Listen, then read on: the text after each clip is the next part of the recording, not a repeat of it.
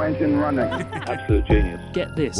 Welcome. This is the show where we bring you Science. What that essentially means is discoveries, Advances. Questions. Research. technology. Unbelievable. Without further ado, This is The Naked Scientists. Hello, welcome to the Naked Scientists podcast. This is the programme that strives to bring you the biggest breakthroughs and talk to the major movers and shakers in the worlds of science, technology and medicine. I'm Chris Smith, and coming up this week, malaria is on the move. Cases are up across Africa, and a cut to US funding is to blame, some are saying. Also, why the sex of your baby is not pot luck, it turns out. Genetic factors can load the dice. And we ask whether artificial intelligence should be more accountable, and how. From Cambridge University's Institute of Continuing Education, this is The Naked Scientists.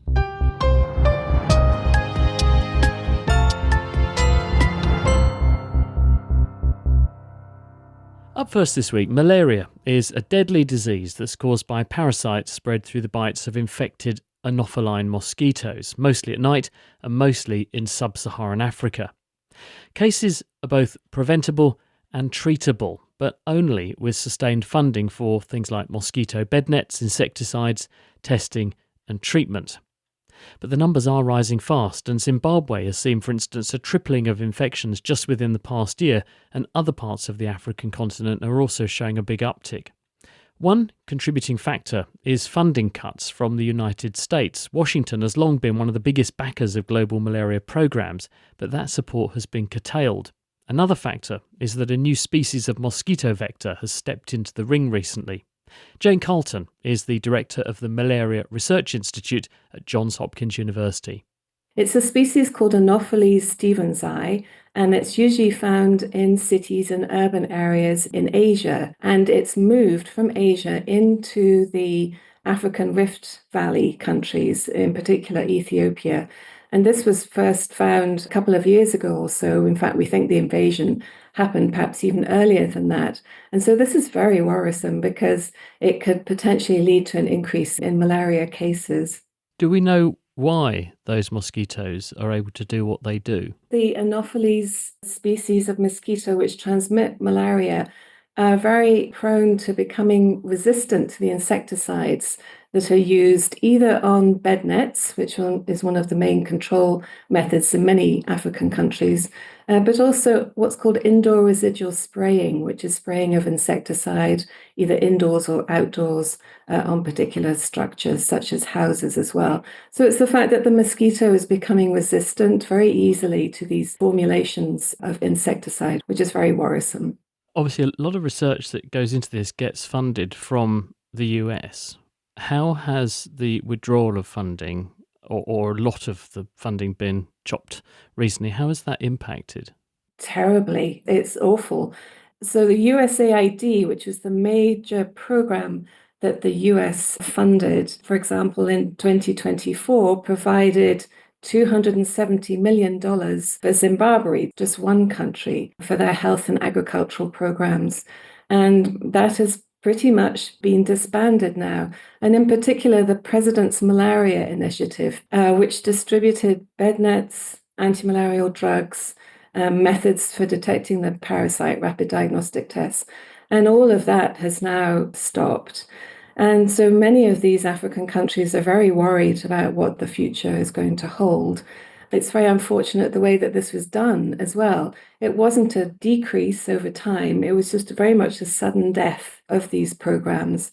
And now that the malaria season in many countries, many African countries, is sort of partway through or starting because of the rainy seasons, then we're really starting to see an increase in cases, in particular as in Zimbabwe, as you mentioned.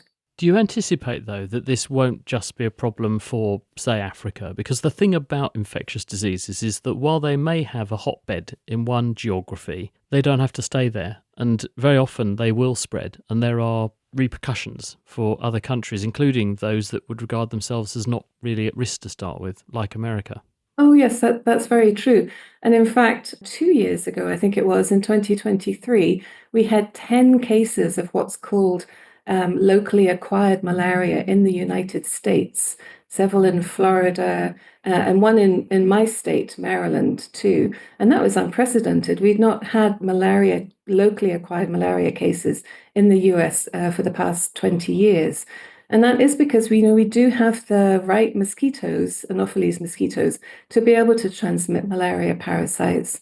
And so US citizens, when they travel abroad, perhaps back to their original home countries or perhaps working, or even, our military, for example, will pick up those malaria parasites and then bring them back to the US. And if a mosquito then bites them, picks up the parasites, that can be then transmitted onto somebody who's never even left the country. So if the number of malaria cases starts to increase in African countries, then there's a possibility that the number of people bringing back those malaria parasites into the US will increase. And so that, will potentially lead to more malaria cases. Particularly with a more mobile population, because not only are there more people on Earth now, they are travelling in unprecedented numbers. I mean, the figures that I've seen quite regularly popping up are something like 1.5 million people airborne around the planet on aircraft at any moment in time. I think globalization, as we know it, also includes increase in travel, which actually I think in the long term is very much a good thing. But of course, infectious diseases and the vectors, the mosquitoes that carry them, don't know boundaries at all. So you're absolutely right. Oh, and what are politicians, when you put this to them and say, look, this can be regarded as almost like homeland defence, it's almost like a security blanket, chopping this off is punching a gaping hole in that sort of defence, not just for America, but for the entire world. So why are they persisting in this course of action? It's so short-sighted. It really is. I mean, in the long run, it's just going to, I think, turn around and bite us on the backside. I don't understand it. I don't really want to comment upon why I think it's being done. I also know that the budget, the international aid budget that the US provides, is really very small. And to target that and to remove that is incredibly short-sighted to me, I feel. So what can we do? I mean, we are where we are. America is where it is. What sorts of things can be done to mitigate the impact of this? Well, I know many African countries are now looking internally to see whether they themselves can take over the procurement of bed nets and other control methods. But many of these countries, their economies are pretty, pushed to the limit already. I know Nigeria is another example that has increased its budget this year in order to be able to provide bed nets and drugs and other methods of malaria control. Um, apart from that, I'm not sure what else can be done really. Many of us here in the United States are, continuing our research programs as much as we can. Obviously, there are some issues with the National Institutes of Health and the funding of those international projects. But we're just really trying to push through and see what we can do over the next few years to continue to support the work on malaria control in endemic countries. So things are not altogether great at the moment, are they? Jane Carlton there at the Malaria Research Institute at Johns Hopkins University. Now, is the sex of your baby really just down to chance? For years, scientists assumed that it was, and that the odds of having a boy or a girl were 50-50. But a new study suggests that some parents may be more likely to have a slew of children of the same sex. Now, we've all come across those families with a long line of boys who, because they were trying for a girl, kept going, and vice versa. But are these the exception, or are they actually the rule? Well, after analysing data from over 60,000 women, researchers have found the odds are indeed not random. Instead, there appear to be two things going on. One, biology appears to delicately tip the balance slightly in favour of boys or girls for some mothers, but then human nature kicks in and people alter their family planning choices to compensate. Jorge Chavarro is at Harvard School of Public Health. If sex is supposed to be determined by the sperm at fertilization, where you have either a Y chromosome or an X chromosome, you would expect that the distribution of sex would be essentially random. But the fact that we see these families that have only boys or only girls so often make you wonder to what extent this phenomenon is random or whether or not there are factors within a couple or within a woman that make it more likely that a couple is going to be having either more boys or more girls. From an evolutionary and biological point of view, though, it makes sense that we ought to have even Stevens or thereabouts because we want to have a balanced representation of both sexes in a population, ideally, don't we? Correct. And although Yeah. there are, correct me if I'm wrong, but there are slightly more boys conceived initially, but at all stages of the life course, the mortality of males is slightly higher than females. So it does end up at roughly even Stevens when you look at a population level. Isn't that right? That is correct. You are at approximately 50%. So is the balance achieved then? Because the vast majority of people do have roughly equal numbers of boys and girls, and there are some exceptions who have only one or only the other. Or is it that people have loads of one sex and other people have loads of another sex, and that balances things out? Right. So we use data from two very large studies in the United States, the Nurses' Health Study and the Nurses' Health Study 2, where we had information not only of whether or not women had been pregnant throughout their life course, but also we knew for each of their pregnancies whether each pregnancy had been a boy or a girl.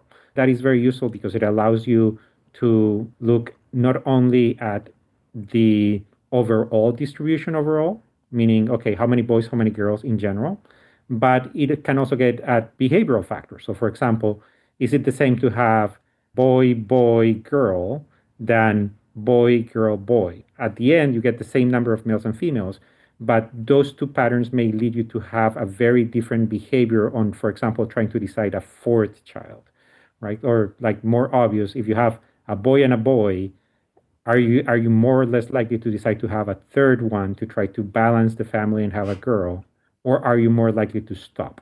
And if things are essentially random, you should have approximately equal numbers of boy boy, boy girl, and girl boy, right? Those four numbers should be approximately identical.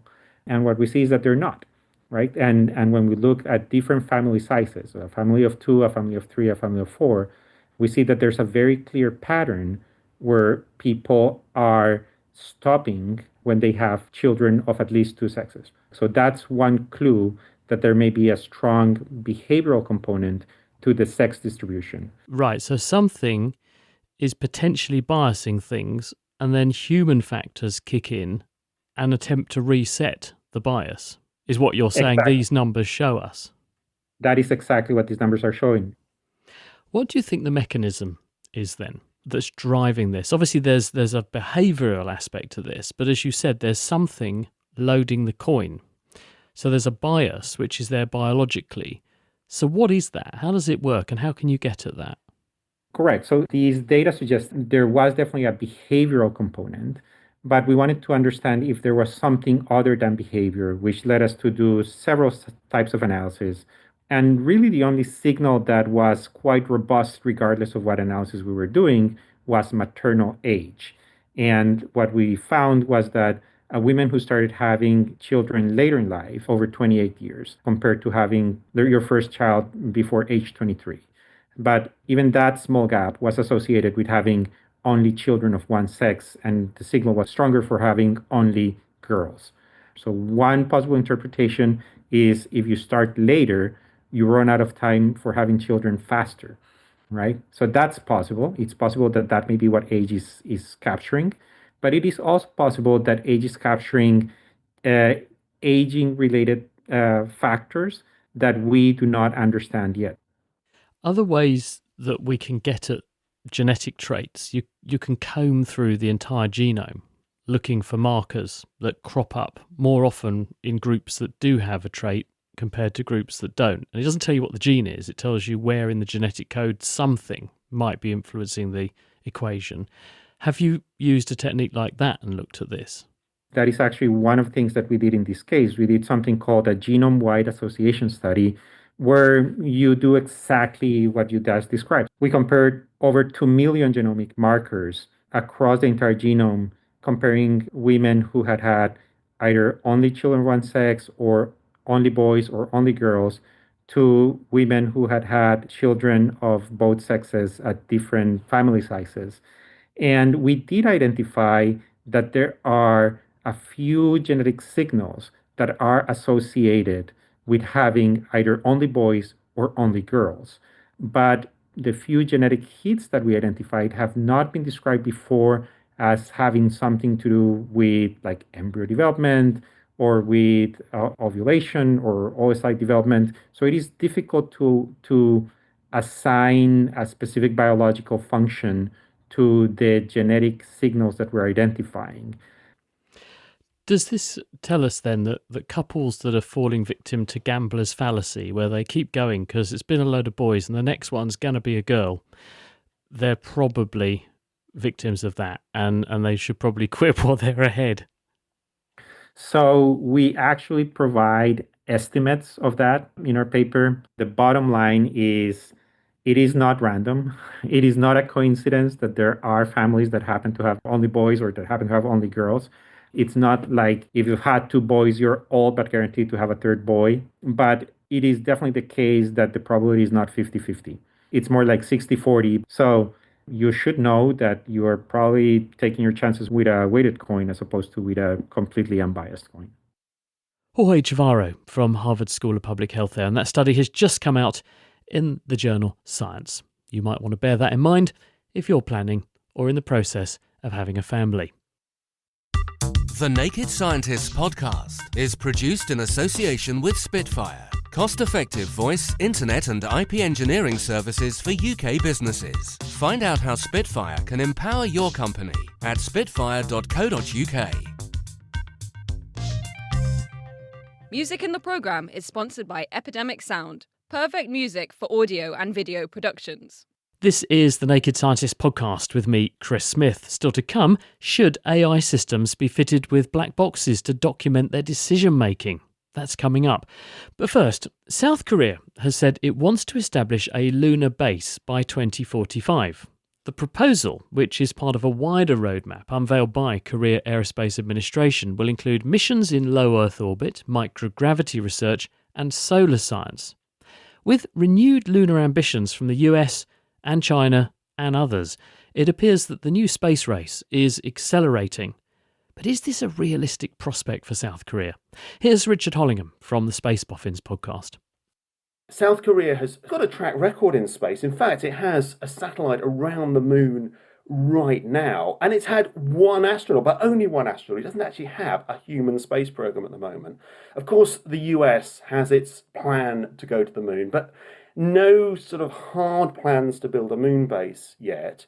There's Russia. I think the most serious contender is probably China. And then the other nations like India, the Arab nations, and remember they have a huge amount of money, are also keen on exploiting the moon, exploring the moon. So I think this will happen. It's just that I don't think it's going to happen immediately. What is the draw, though? What is it about the moon that they are potentially seeking to exploit? I think as much as anything, it's a political ambition to go to the moon. It's a political ambition to put the flag there, to explore beyond the Earth and to exploit beyond the Earth. It's also a stepping stone. So if we imagine humanity leaving the Earth, heading onto the moon, then maybe exploiting asteroids. Now there is money to be made potentially with rare earth minerals and just metal in asteroids. And then the next stepping stone onto Mars. If you can't live on the moon, there's no way we can sensibly look to go to Mars and move on beyond the Earth. New golden age of exploration, of, use the word hesitantly, colonization, and just moving out beyond the Earth into the wider solar system.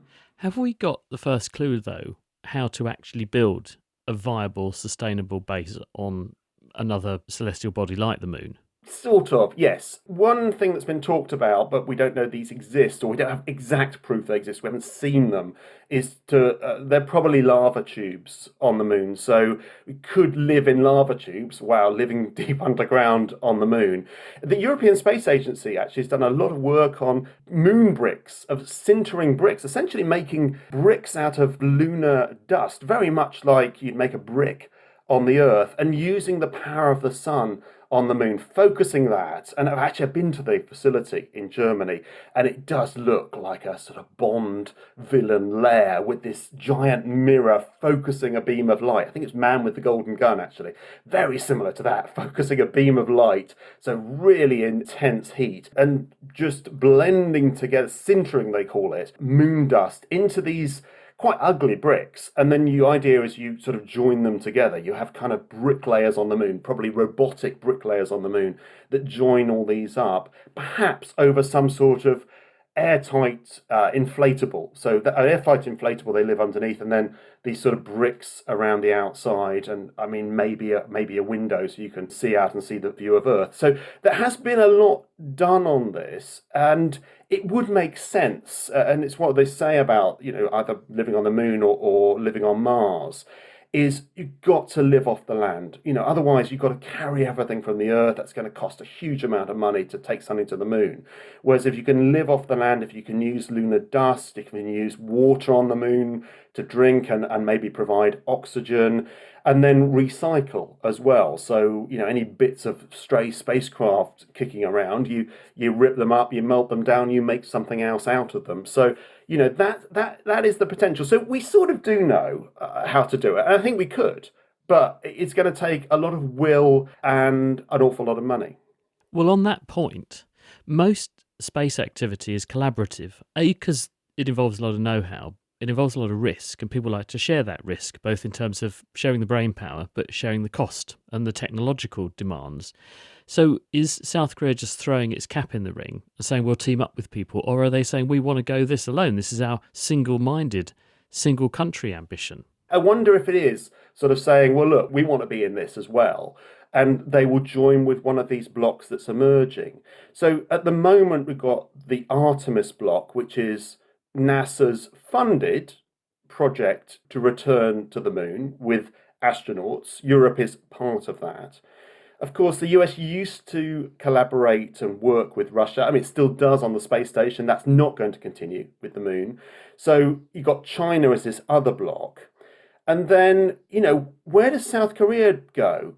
You could imagine a third block emerging where you had South Korea, India, African nations, and maybe Arab nations with all the money as this third block also going to the moon. Or maybe South Korea will partner with China or with Artemis. So it's really interesting, these geopolitical blocks on Earth joining together to work together in space. And on that, when they get there, who owns the moon? Do we have a sort of legal framework for this? Or is this literally a race, and whoever plants their flag, that's their bit?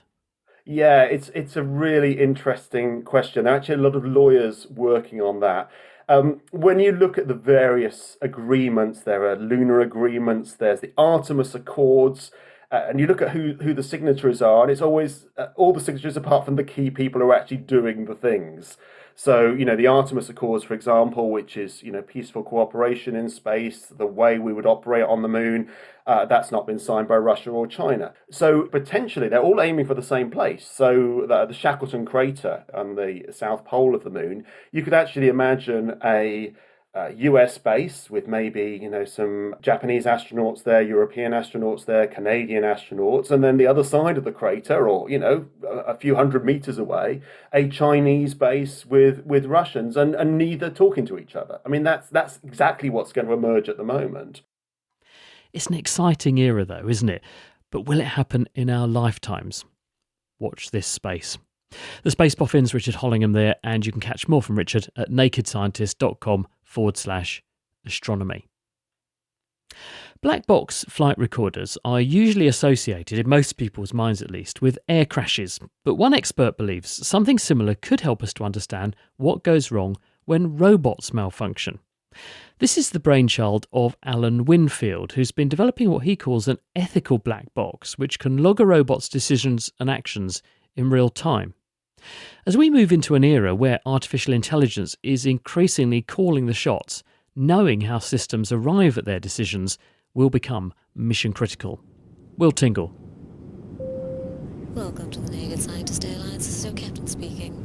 We are currently cruising at an altitude of 35. Since the 1960s, planes just like this one have been fitted with a black box, a data recorder that takes in flight data like altitude, aircraft speed, and direction.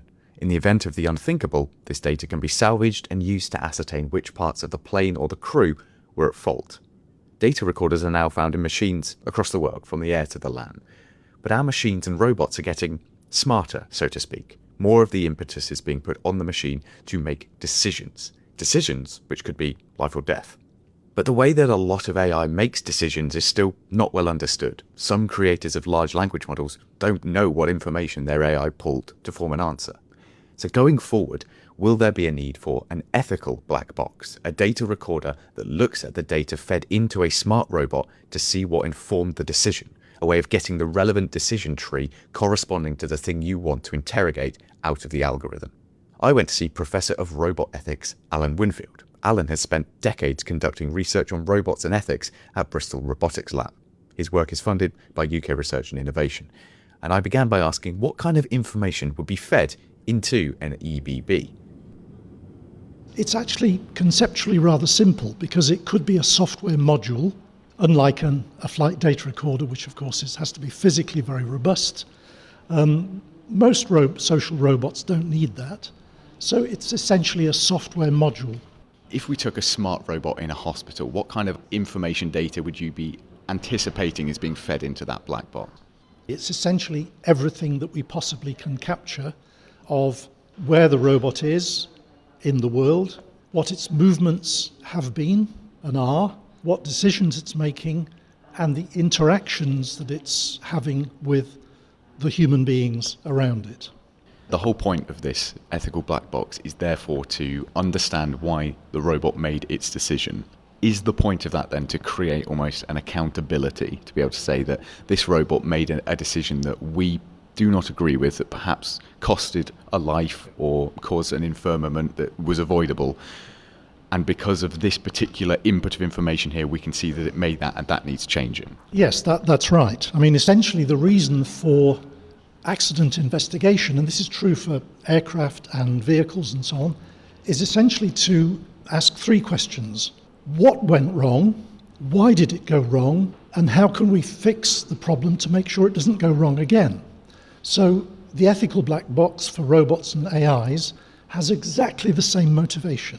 It's about the reduction of the likelihood of accidents and the mitigation of those accidents too. So are these ethical black boxes currently being made? A few, yes.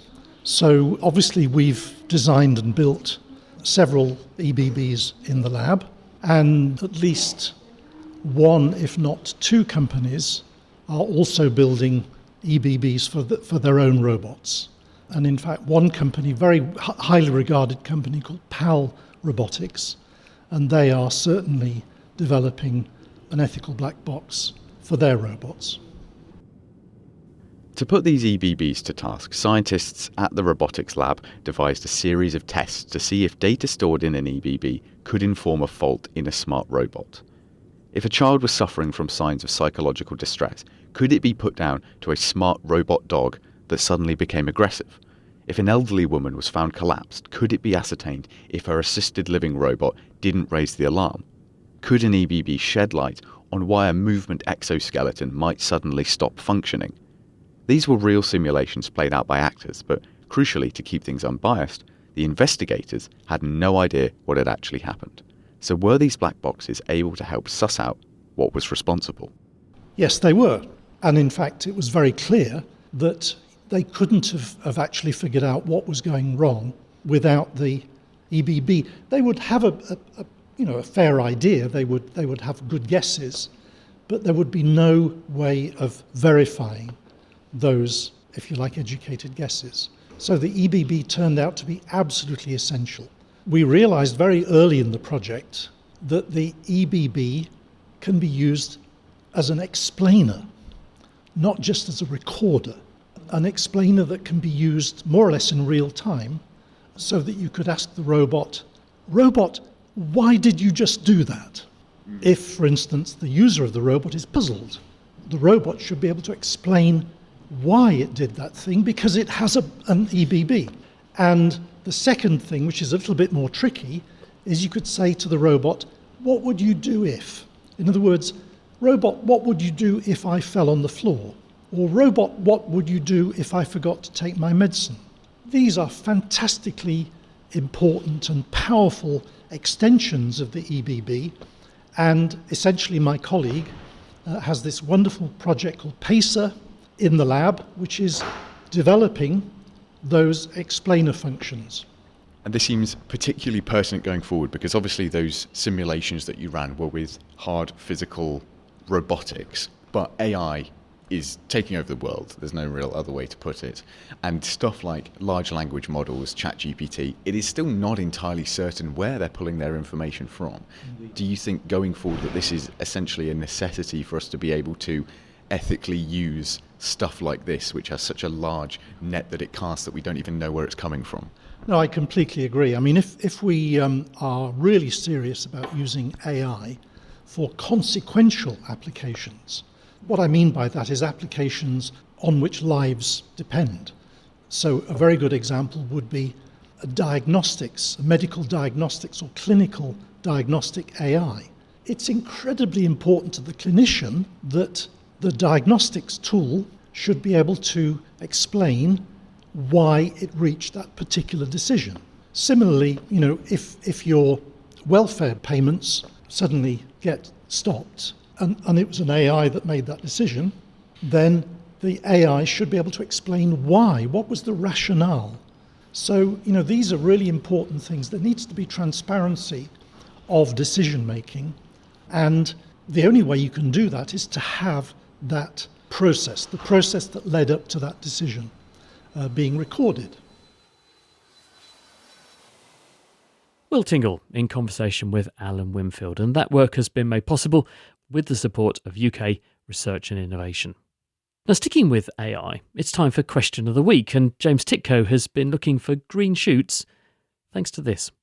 I'm Jeff Frid in Toronto, Canada. Are there any ways now or anticipated in which AI will cause or encourage actual reductions in greenhouse gas emissions and/or lessening of environmental degradation? Or is AI all negative on the environmental front? Thank you. Thanks for sending that in, Jeff. You make a salient point about the environmental impact of AI. While AI is undoubtedly improving medical science and our productivity, the infrastructure behind it consumes vast resources, especially energy, but also water and raw materials, such as rare earths. There's no getting away from the fact we need to find solutions to decarbonise this booming industry. But following my conversations with some scientists here at Cambridge, I found there is room for optimism as to what AI can do to benefit the environment as opposed to harm it. First, I spoke with Renita Bardom, Professor of Sustainable Built Environment and Health. She's developed an algorithm to reveal the heat loss from almost every home in the UK. Trained on satellite images and previous energy audits, the tool is helping identify the homes which could be prioritised to improve their performance. One of our main motive for the project was to look at how can we decarbonize our built environment, which is one of the energy guzzlers in the biggest sense. But it's not a very easy task. You typically ask a person, how much do you think will your house cost to completely decarbonize? People will have absolutely no idea. And it's not just people, but also people who make homes may not have a correct estimation. That's primarily because we do not have a very correct estimation of total amount of heat loss each building is experiencing during the winter months when we are cranking up our heaters to keep our homes warmer. And so this whole estimation to do it at a large scale, faster, with more accuracy and more information that actually feeds directly into policy, only AI methods can help us. It removes the tediousness, it removes the resource requirement that you would actually require if you have to go and do energy audits for every building in the UK. Doing this the old-fashioned way, where a professional auditor comes around to inspect properties, awarding them an energy performance certificate based on features like age of the property and the type of insulation in place, would take thousands of assessors, thousands of hours. I'll give you a real-time picture. If you want to get your house audited to get an EPC rating, typically it'll take you 3 days, even taking out the days you would take to plan it and book a rating and all of that. Here we can do it in a couple of minutes. We have generated an interactive map which is accessible through our website, and you can actually explore if a particular postcode is more liable to lose more heat than the neighboring one. And that helps not just policy making, but also as an individual homeowner, you could make more informed decision. Renita Bardon there. And that's not all. Aside from attempts to tackle energy concerns, AI is also putting the turbo boosters behind other environmentally conscious initiatives. I next spoke with Professor Bill Sutherland from Cambridge's Department of Zoology. He's the brains behind the online tool Conservation Evidence. Over the past 20 years, an international team have combed through over 1 million research papers looking into the effectiveness of actions to improve the prospects of hundreds of species. The result is a readily understandable ecological encyclopedia. But now, Bill and the team have been leveraging AI to significantly broaden the pool of relevant research. The interesting thing is that we've repeated a review we did. We did a review of all the possible measures for looking after the Lepidoptera, that's the butterflies and moths. And we repeated that using a large language model for the same set of journals. And it found 97% of the papers, which is very impressive. But the really impressive thing is it found other papers as well, quite a large number of other papers.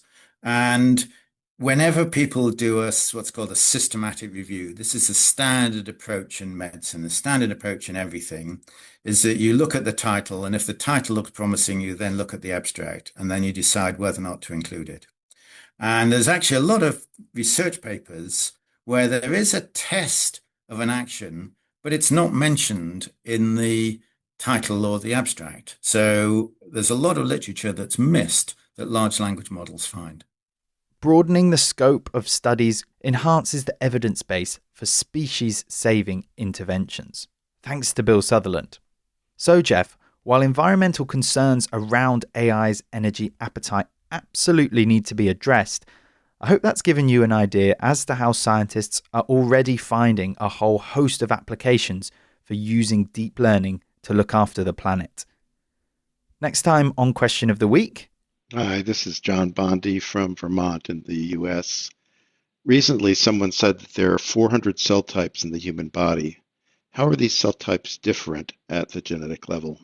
Thank you.